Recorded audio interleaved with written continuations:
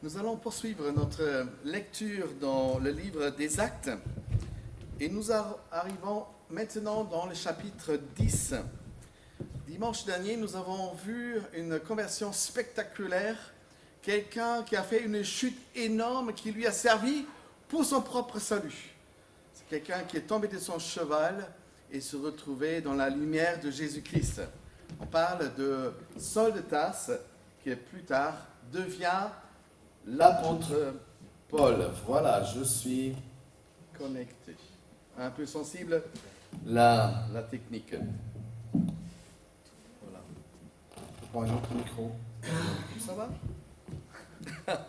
Apparemment, ça va pas. Ok, voilà. Ok. Donc, aujourd'hui, en arrivant dans le chapitre 10, nous allons nous émerveiller après avoir passé par des doutes énormes. Et le titre que j'ai choisi pour aujourd'hui, c'est « Douter et s'étonner », pour mettre un doute sur l'étonnement. Douter et s'étonner. Nous lisons le texte tiré de Actes, chapitre 10, les versets 17 à 48. Et il y a 4 tableaux avec le texte, et nous trouverons certainement quelqu'un qui va nous faire la lecture.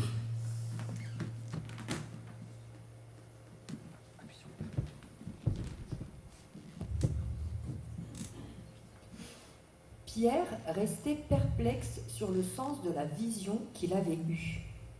Pendant ce temps, les hommes envoyés par Corneille avaient demandé où était la maison de Simon. Ils se présentèrent à la porte et appelèrent pour savoir si c'était bien là que logeait Simon, surnommé Pierre. Pierre réfléchissait encore à la vision quand l'Esprit lui dit « Il y a 3 hommes qui te cherchent. Lève-toi, descends et pars avec eux sans hésiter, car c'est moi qui les ai envoyés. » Pierre descendit et dit à ces hommes « Me voici, je suis celui que vous cherchez. Quelle est la raison qui vous amène ici ?» Ils répondirent « L'officier romain Corneille est un homme juste et craint Dieu. Toute la nation des Juifs lui rend un bon témoignage. Or, il a été divinement averti par un saint ange de te faire venir dans sa maison et d'écouter tes paroles. » Alors Pierre les fit entrer et les logea. Le lendemain, il se leva et partit avec eux. Quelques-uns des frères de Jaffa l'accompagnèrent. Ils restèrent à Césarée le jour suivant. Corneille les attendait. Il avait invité sa parenté et ses amis intimes. Lorsque Pierre entra, Corneille, qui était venu à sa rencontre, se jeta à ses pieds et se prosterna. Mais Pierre le releva en disant « Lève-toi, moi aussi je suis un être humain. » Tout en conversant avec lui, il entra et trouva beaucoup de personnes réunies. « Vous savez, leur dit-il, qu'il est interdit à un juif de se lier à un étranger ou d'entrer chez lui, mais Dieu m'a montré qu'il ne faut déclarer aucun être humain souillé ou impur. C'est pourquoi je n'ai pas eu d'objection à venir quand vous m'avez appelé. Je vous demande donc pour quelle raison vous m'avez fait venir. » Corneille répondit « Il y a 3 jours, je jeûnais, jusqu'à cette heure-ci, et je priais dans ma maison à 3 heures de l'après-midi. Un homme aux vêtements resplendissants s'est alors présenté devant moi et a dit « Corneille, ta prière a été exaucée et Dieu s'est souvenu de tes dons que tu as faits. Envoie donc quelqu'un à Jaffa et fais venir Simon, surnommé Pierre. Il est logé dans la maison de Simon le tanneur, près de la mer. Lorsqu'il sera venu, il te parlera. J'ai alors tout de suite envoyé quelqu'un vers toi, et tu as bien fait de venir. Maintenant donc, nous sommes tous devant Dieu pour écouter tout ce que le Seigneur t'a ordonné de nous dire. » Alors Pierre prit la parole et dit « En vérité, je reconnais que Dieu ne fait pas de favoritisme et que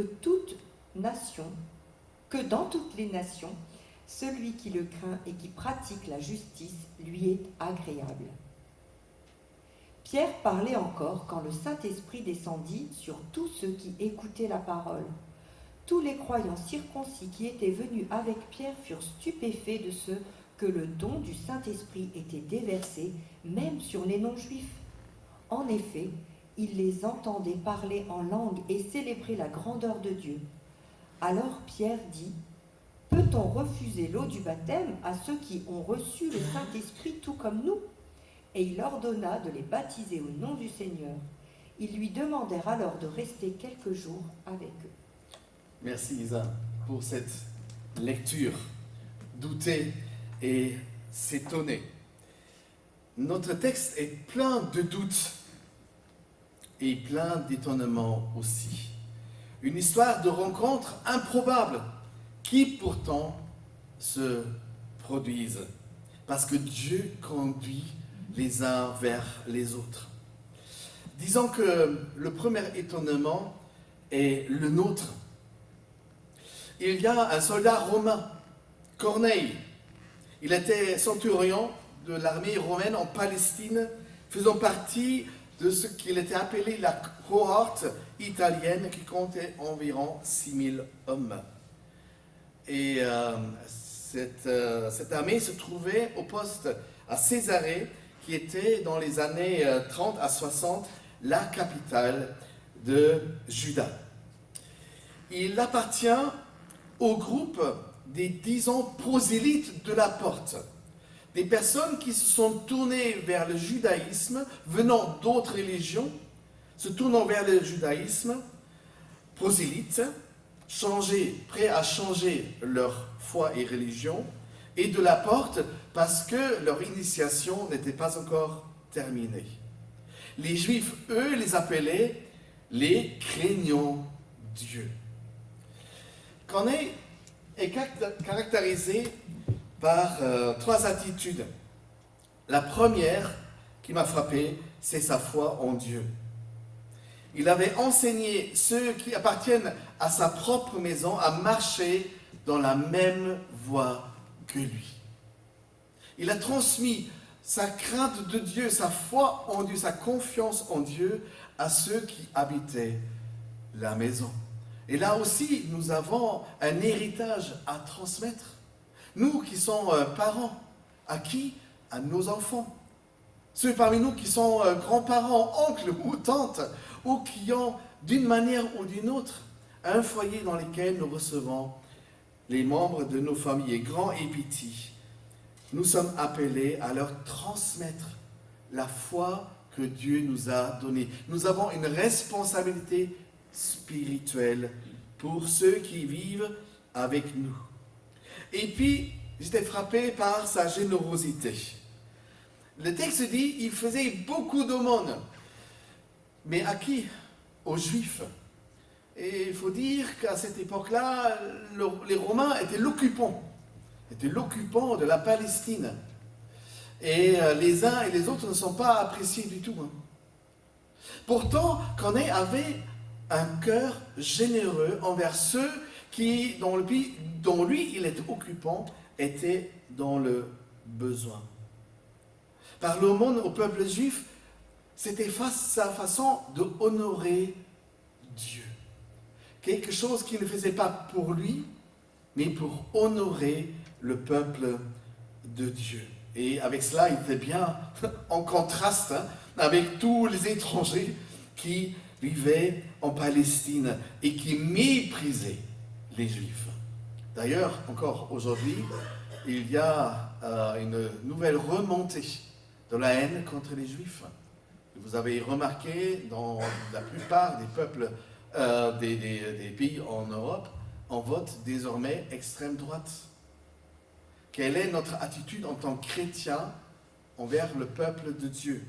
Nous devons les honorer, parce que c'est le peuple de Dieu. Et puis, j'étais frappé en 3e lieu par son esprit de prière. La prière n'est pas facile pour les gens qui sont très occupés. Vous en faites partie des gens très occupés et vous peinez à trouver un moment entre vous et le Seigneur, un temps pour lire la parole et prier Dieu. Cet étranger à l'Israël avait bien compris sa responsabilité à la fois vis-à-vis de sa maison, il donnait un bel exemple à suivre pour tous les chrétiens, pour sa foi chrétienne, disons à l'époque juive, et pour sa responsabilité qu'il avait pour sa famille et ses foyers.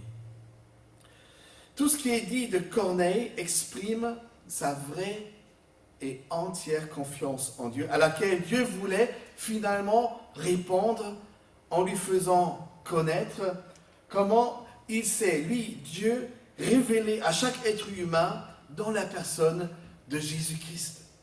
Si Corneille était romain se tournant vers le peuple juif qui adorait un seul Dieu vivant, la révélation pour Corneille n'était pas encore terminée. Cette révélation que Dieu voulait faire pour qu'il puisse le recevoir n'était pas complète.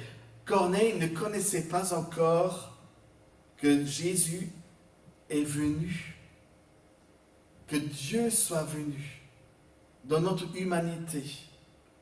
Corneille n'a pas encore connu l'œuvre de la croix où le pardon est accordé par un sacrifice ultime.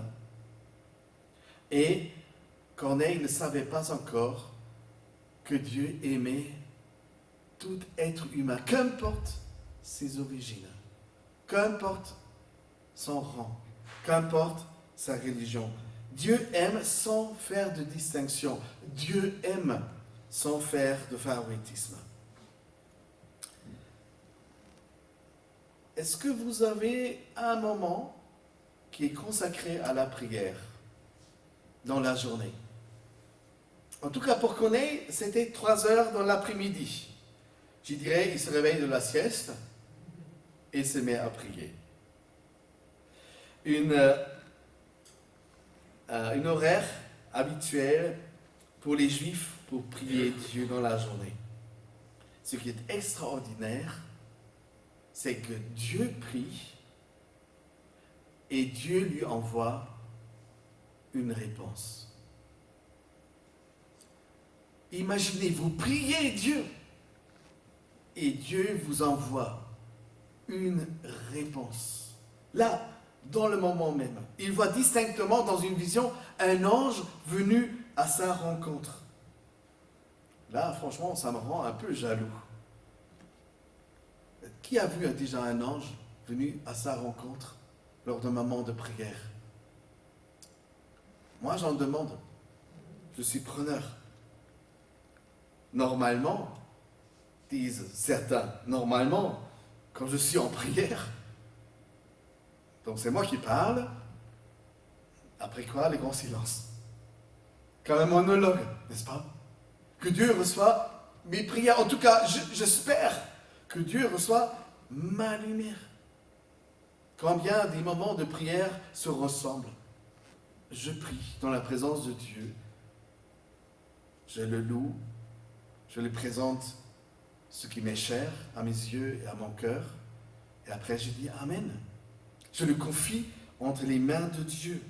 Normalement, je dis ma prière sans qu'il me parle en retour. Et aujourd'hui, Corneille voit un messager de Dieu venir à sa rencontre et commence à lui parler de la part de Dieu qu'il est en train de prier. Je ne sais pas si vous avez déjà eu une vision. Qui a déjà eu une vision, un rêve où Dieu s'est manifesté? Vous savez ce qu'on dit, n'est-ce pas? Je veux bien croire ce que je vois. Je voudrais bien croire ce que je vois. Mais dans ces moments, imaginez, mettez-vous à la place. Mais est-ce que je crois vraiment ce que je vois? Dieu se manifeste dans les moments où moi je me tourne vers lui. Suis-je peut-être en train de délirer grave? Je vois un ange, j'entends des voix, dites ça à votre psy. Il va vous prescrire des médicaments, ça va s'arrêter. Est-ce que je délire? Je vois un ange, j'entends des voix. Mais l'ange, lui, il semble être tout à fait réel et vrai. Qu'est-ce que ça voudrait dire pour Corneille qui veut se tourner vers Dieu, qui ne le connaît que partiellement? Il peut se dire, mais voilà, je prie, et Dieu vient à ma rencontre. Je prie, et Dieu répond à mes prières. Est-ce vraiment de la part de Dieu que j'ai cette vision? Mais d'une manière ou d'une autre, elle me rassure aussi. En quelque sorte, elle me rassure de la présence de Dieu. Normalement, ce n'est pas dans les habitudes de Dieu. Est-ce que vous avez déjà connu toutes les habitudes? Est-ce que vous connaissez toutes les habitudes de Dieu? Je crois qu'on n'a pas encore tout vu. Maintenant, je vous amène en voyage vers le sud, mais à 60 km de là, dans la ville de Jaffé. Il est bientôt l'heure de déjeuner et c'est un autre homme qui va se mettre à la prière. Et la raison, c'est parce que le repas n'est pas encore prêt. Ah, faute à madame, et traîne dans la cuisine. Bon, qu'est-ce que je vais faire? Prendre le journal, regarder mes WhatsApp, mes SMS. Bon, pas pour lui à l'époque, n'est-ce pas? Pierre, il en profite et dit, tiens, si le repas n'est pas encore prêt, je vais monter sur le toit et je vais prendre un temps avec Dieu, je vais le prier. Et voilà, lui aussi a une vision. Les amis, Dieu emploie parfois des grands moyens. D'ailleurs, pour quelle raison il les emploie? Même dans ta propre vie.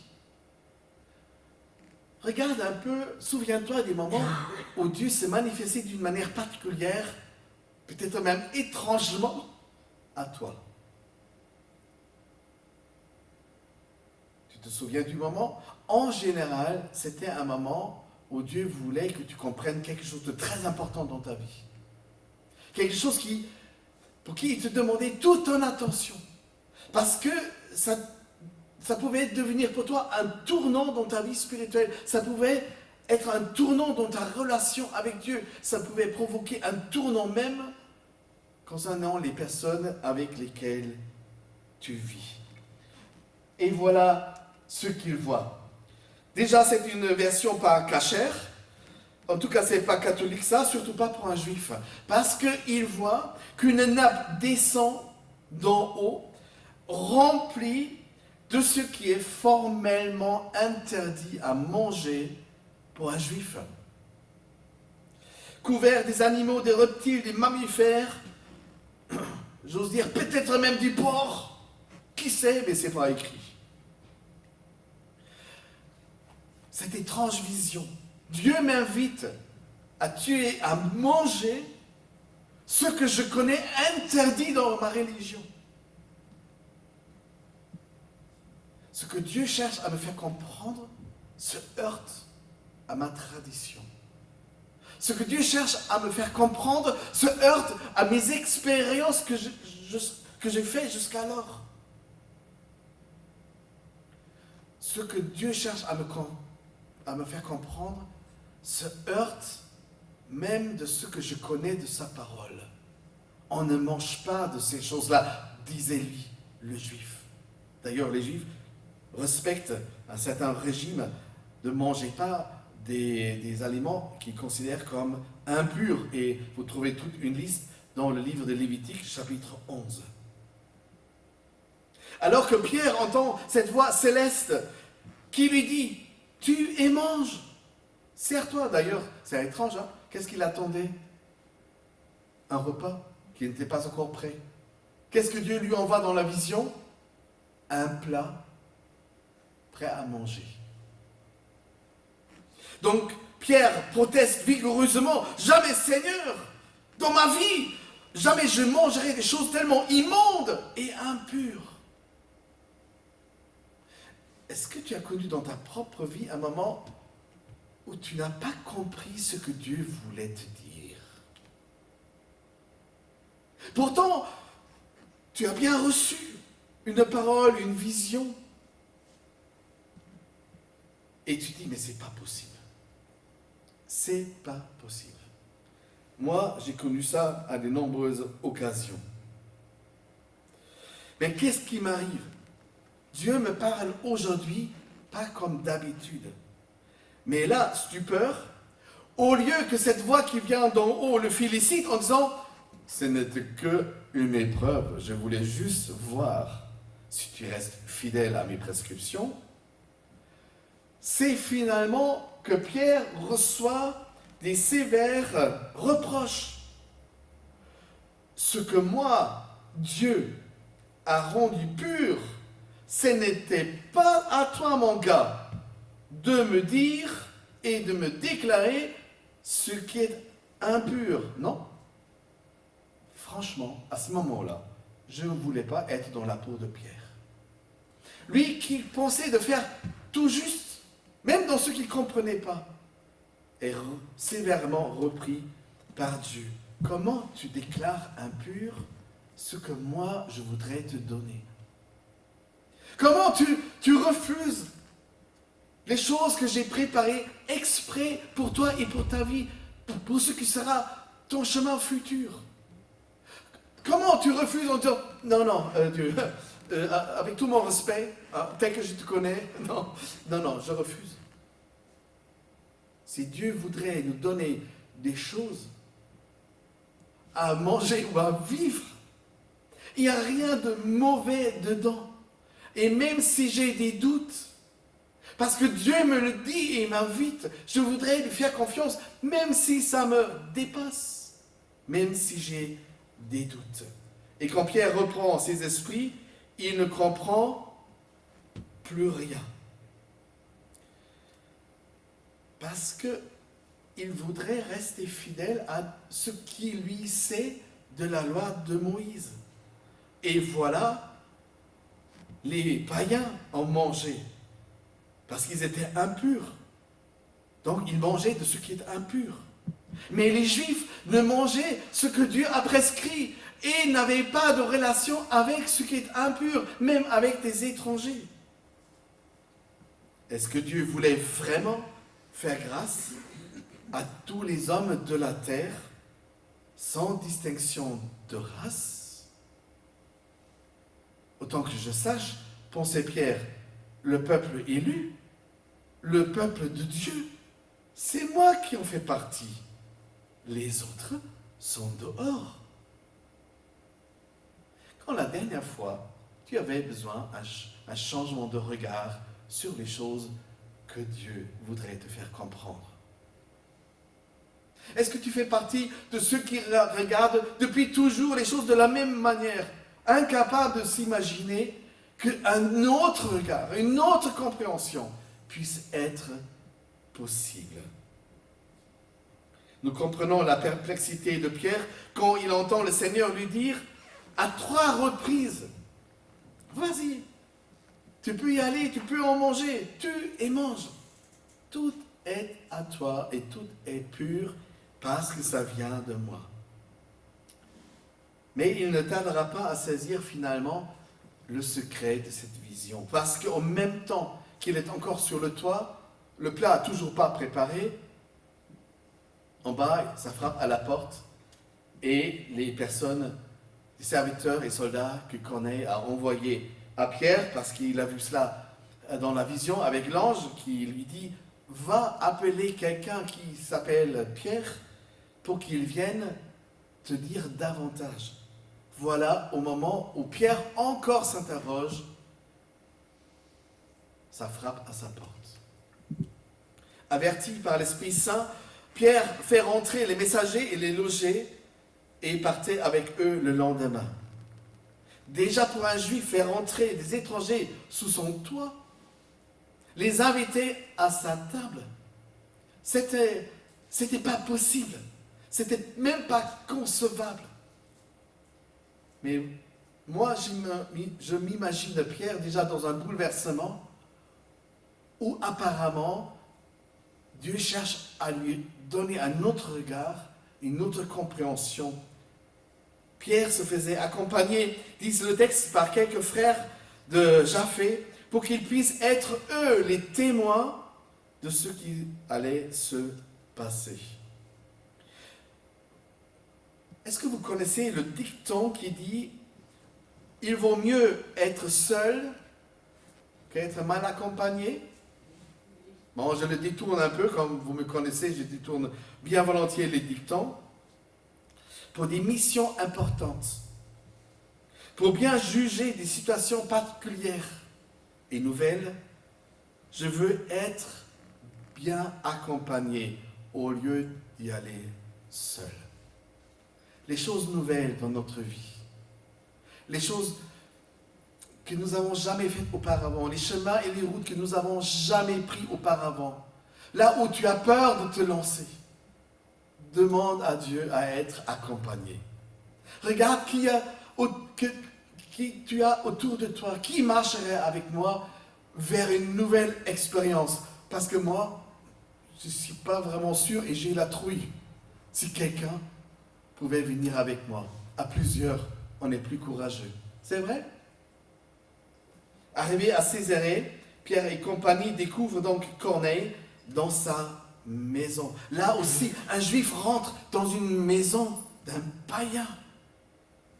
Et tous ceux qui étaient rassemblés par Corneille, sa parenté, ses serviteurs, quelques soldats pieux et surtout ses amis. Non pas seulement Dieu avait enseigné sa propre maison, les personnes dans sa propre maison, à la connaissance de Dieu, mais il en voulait élargir encore et partager son propre témoignage, sa propre foi, autant qu'il connaissait Dieu, sa foi en Dieu avec tous ceux et celles qui lui étaient proches. Est-ce que tu portes le même désir dans ton cœur? Est-ce que tu portes le même désir comme Corneille dans ton cœur? Ah, si seulement je pouvais faire partager mes expériences avec Dieu, avec d'autres personnes.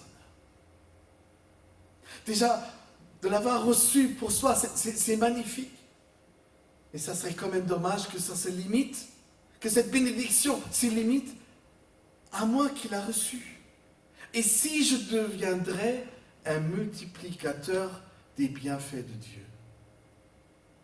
Et si moi je deviendrais un multiplicateur pour les bénédictions que Dieu a préparées pour chacun, pour chacune? Pourquoi garder pour nous si nous pouvions en donner aux autres? Afin qu'ils entendent eux aussi l'évangile, la bonne nouvelle qui annonce Jésus-Christ, qui veut devenir aussi le sauveur de ceux qui ne le connaissent pas encore, qui savent pas encore qu'est-ce qui s'est passé sur la croix. Peut-être ils portent une croix comme signe autour du cou, mais qui ne savent pas la signification, comme c'est de notre culture dite post-chrétienne. Et voilà ce que dit Corneille. « Pierre, tu as bien fait de venir dans ma maison. Nous sommes tous présents devant Dieu pour entendre tout ce que Dieu t'a mis sur le cœur. » Voilà, nous sommes tout lui. Raconte. Et si on pouvait recevoir nous-mêmes la parole de Dieu dans cette attitude. Seigneur, nous t'attendons à ce que tu viennes nous faire partager ta pensée. Que tu viennes nous partager ton cœur. Nous sommes tout lui. Notre cœur est disposé. Dis. Et nous voulons non pas seulement écouter, nous voulons même le mettre en pratique. Jusqu'à là, Corneille et les siens possédaient une petite connaissance de ce que c'est la vie divine. Comme d'ailleurs toutes les personnes qui croient plus ou moins Dieu sans même vraiment le connaître. Mais pour être et pour devenir enfant de Dieu, c'est-à-dire devenir chrétien, porter le nom du Christ, de Jésus-Christ, et pour faire partie de son royaume et à la vie éternelle que Dieu donne, il fallait que Corneille et sa maison, ainsi tous ses invités, connaissent et reçoivent dans leur vie Jésus-Christ ressuscité et glorifié, qui pardonne seul les péchés. Combien de personnes connaissez-vous être sur le chemin? C'est peut-être pas encore vraiment le chemin qui mène vers Jésus, mais qui sont dans une recherche dite spirituelle. Et si c'était nous que Dieu voudrait utiliser pour les inviter à connaître davantage celui qui cherche au fond de leur cœur? Peut-être qu'ils ne peuvent pas mettre le nom de Dieu, peut-être qu'ils ne peuvent pas mettre le nom de Jésus sur ce qu'ils cherchent au fond de leur cœur. Mais si le nom de Jésus est prononcé sur ta vie, si tu l'as reçu, mais tu peux les inviter, les accompagner, leur faire connaître Jésus davantage tel que toi, tu l'as connu. Reconnaître Jésus capable de renouveler toute vie brisée. Jésus capable de nous faire naître de nouveau, faire tourner une page, ouvrir un autre chapitre pour notre vie. Naître d'en haut, naître dans l'Esprit de Dieu. D'ailleurs, c'est Pierre qui disait en Actes chapitre 4, verset 12, « Car il n'y a de salut en aucun autre nom, qu'il soit sous le ciel ou ailleurs, aucun autre nom qu'il ait été donné parmi les hommes par lequel nous devrons être sauvés. » Et ce nom, c'est le nom de Jésus. Si tu cherches ton salut, mets un nom dessus. Le nom est Jésus qui sauve. Si tu cherches ton salut, mets une croix dessus. C'est sur cette croix que Jésus a donné sa propre vie afin que toi tu puisses vivre. Il a porté ce qui était insupportable à porter pour un être humain. Les fautes, ses erreurs, son péché. Jésus l'a pris sur lui. Si tu cherches le salut, mets une croix dessus. La croix de Jésus. En effet, il y a un seul Dieu. Il y a aussi un seul médiateur entre Dieu et les hommes. C'est Jésus-Christ qui s'est donné lui-même en rançon pour tous, dit l'apôtre Paul en 1 Timothée chapitre 2. Et l'apôtre Jean dit dans un verset que nous connaissons fort bien, car Dieu a tant aimé le monde qu'il a donné son Fils unique afin que quiconque croit en lui ne périsse pas, mais qu'il ait la vie éternelle. Dieu n'a pas envoyé que le monde soit jugé, mais pour que tout le monde puisse être sauvé par Jésus. Jean chapitre 3, versets 16 et 17. Et c'est exactement cette foi qui manquait encore à Corneille. Il était déjà sur le chemin, mais il ne savait pas encore vers où Dieu ferait l'accompagner sur ce chemin. Cette connaissance manquait à la fois de Corneille et des siens. Dès qu'il saisissait les paroles de l'évangile de Christ apporté par l'apôtre Pierre, Dieu faisait descendre une onction du Saint-Esprit et par ce moyen a reconnu publiquement que désormais, même les païens, même les gens venus de tout horizon, de tous les peuples et arrière-plans, peuvent devenir enfants de Dieu, peuvent recevoir Jésus, peuvent recevoir le Saint-Esprit et le pardon de leurs péchés, pour devenir les enfants de Dieu. Quel étonnement pour Pierre et les frères qui l'avaient accompagné, voyant le Saint-Esprit se répandre sur ceux qui étaient dehors. Maintenant, Dieu les faisait rentrer dans son peuple en répandant le Saint-Esprit sur eux. À leur très grand étonnement et à leur grande joie, ils entendaient, Pierre et tous ceux qui l'ont accompagné, que ceux de la famille de Corneille commençaient à parler en langue et magnifier Dieu. Ah là, les amis, j'aurais bien voulu être avec Pierre. Est-ce que ça vous arrive de lire des passages dans la Bible et tu te dis, oh, je voudrais y être. J'aurais bien voulu le voir. J'aurais bien voulu le ressentir et m'émerveiller. tout ce qui les séparait, les Juifs et les païens, avait pris fin avec la mort de Jésus, qui, dit la Bible, détruit le mur qui les séparait les uns et des autres. Dieu les a réconciliés tous en un seul peuple appartenant désormais à lui. Éphésiens chapitre 2, verset 11. Donc Pierre comprend mieux encore que Dieu ne faisait pas de favoritisme en ce qui concerne le salut en Jésus-Christ. Car à tous ceux qui l'ont reçu, dit l'apôtre Jean, à tous ceux qui l'ont reçu, à ceux qui croient au nom de Jésus-Christ, Dieu a donné à la fois le pouvoir et le privilège de devenir enfant de Dieu. Jean 1, verset 12. Après la réception du Saint-Esprit, il fallait encore une chose pour compléter le chemin. Le chemin qui les introduisait dans la maison de Dieu, faisant partie d'un même et un seul peuple de Dieu. Alors Pierre répondit, « Quelqu'un pourrait-il refuser encore l'eau du baptême à ceux qui ont reçu l'Esprit Saint comme nous-mêmes nous l'avons reçu. » Quand? Le jour de la Pentecôte. Pour Pierre, c'était ce qu'on appelle un déjà-vu.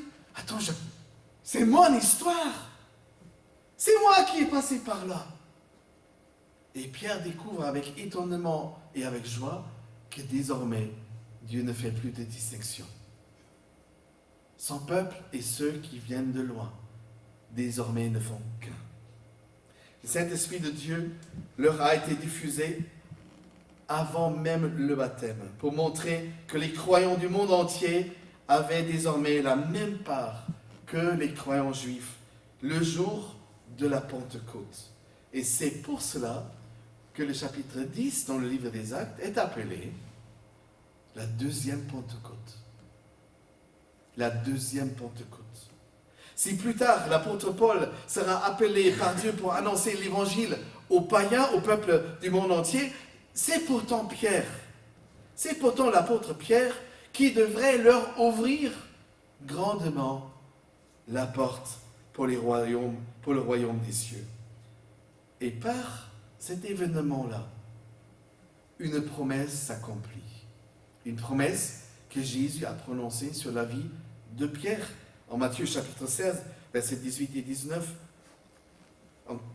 et il a décrit là, Jésus, le rôle spirituel important que jouera Pierre pour l'Église. Et moi, Jésus, je te dis que tu es Pierre, et sur cette pierre, je bâtirai mon Église, et que les portes de ce jour des morts ne pourront point contre elle. Je te donnerai les clés pour le royaume des cieux. Fais rentrer tout le monde. À ce moment-là, Pierre ne comprenait pas. Pourquoi une clé? Nous sommes déjà dedans? Non. Ah non. Vous êtes en chemin, vous faites partie. Mais votre chemin n'est pas encore fini. Votre découverte n'est pas encore complète. Il vous manque encore à découvrir Jésus. Je te donnerai les clés du royaume des cieux. À chaque fois où je pouvais emmener une personne à Jésus, je me disais, waouh, c'est génial de connaître la clé. C'est génial d'être passé moi, où je vois une autre personne passer après moi. C'est bien de se souvenir que nous aussi, un jour, on était loin, on connaissait peu de choses de Dieu. On était tous sur la route, même sur la route qui nous faisait perdre notre chemin. Mais Dieu a su nous inviter par une autre personne qui possédait déjà la clé et qui t'a dit, je suis passé déjà. Est-ce que je peux t'inviter à faire aujourd'hui cette même expérience? Voilà, en conclusion, il y a tellement d'étonnement dans cette histoire qu'il n'y a plus de place pour le doute. Tellement d'étonnement qu'il n'y a plus de place pour le doute. Et je voudrais terminer en te donnant cet encouragement. Laisse-toi être étonné, laisse-toi t'étonner par l'action de Dieu dans ta vie. N'aie pas peur des choses nouvelles que Dieu te fait connaître. C'est toujours le même Dieu, c'est toujours le même chemin, c'est toujours une même et unique parole. Non, nous n'avons pas encore tout vu, ni compris de qui est Dieu et ce que fera Dieu. Donc nous avons besoin, parce qu'à des moments clés dans notre vie, Dieu puisse être capable à changer notre regard, ouvrir notre cœur là où on s'est fermé dans des convictions qui ne voulaient plus jamais changer. Laisse-toi étonner par l'action de Dieu dans ta vie, comme dans celle des personnes que Dieu mettra sur ta route. Parce que Dieu fera croiser d'autres personnes ta route dans un seul but. Parce que eux aussi puissent être invités à devenir enfants de Dieu. Laisse-toi être appelé avec Pierre d'être un messager de la bonne nouvelle de Jésus-Christ qui surprendra toutes les personnes à qui tu vas parler de Jésus. Sois sûr. Nous le vivons actuellement dans les parcours alpha. Des personnes qui étaient plutôt loin s'étonnent qu'ils ont envie de prier à haute voix un soir du parcours alpha. Qui voulaient uniquement par gentillesse venir participer au parcours alpha et aujourd'hui sont en manque parce que depuis 2 vendredis déjà, à cause des vacances et un jour férié, il n'y avait pas de parcours alpha. Ils attendent la prochaine fois. Ils ont goûté comment Dieu est bon. Ils étaient surpris que le message les touchait d'une si forte manière. Et envie de vivre toi-même dans l'étonnement que procure l'action de Dieu dans ta vie. Et tu seras surpris. Et sans doute, Dieu n'a pas encore fini à nous étonner. Et Dieu n'a pas encore fini à t'étonner. Amen. Prions.